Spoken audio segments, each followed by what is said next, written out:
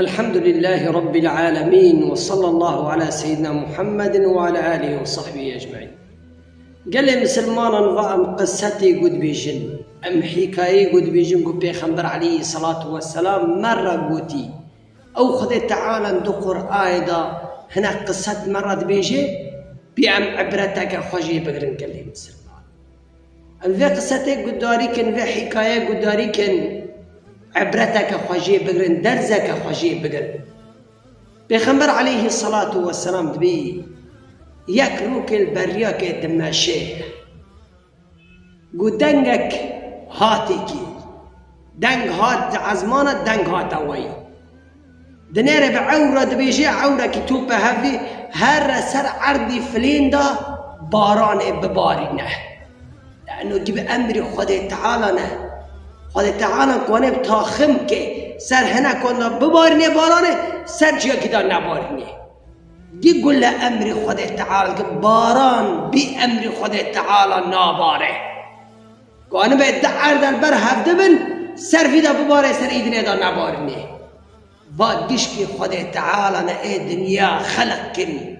اي دنيا چه كري اي عرض و عزمان چه كري هر تشتك بن أمري وده تشتك بأمر خدا تعالى نابه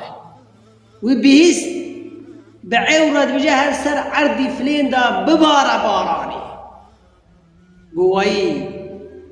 بعور كد عجلت شو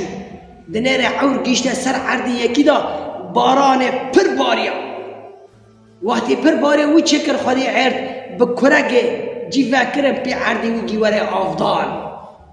آف هر گيدره سبحان الله عورك جيرهات سر عردی ودا باراند ایوی تنه دا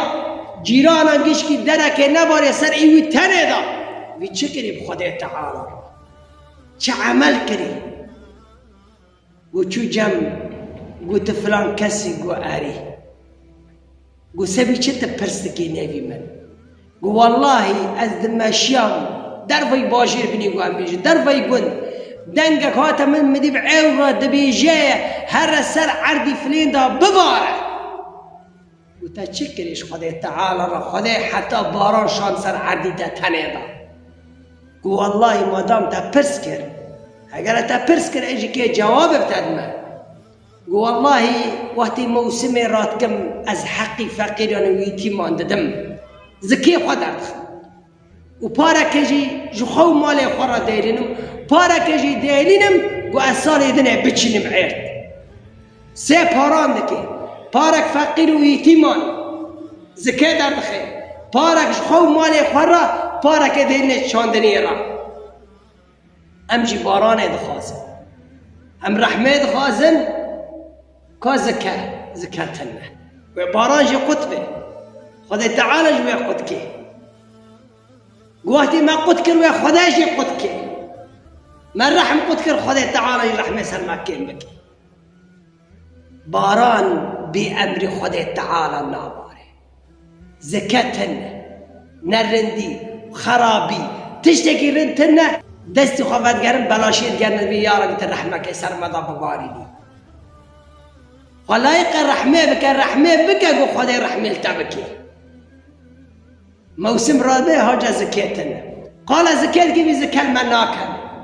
خوش بر باددن بر حق خدا تعالى ادعي تا خدا تعالى این کارش تا بسنی خدا تعالى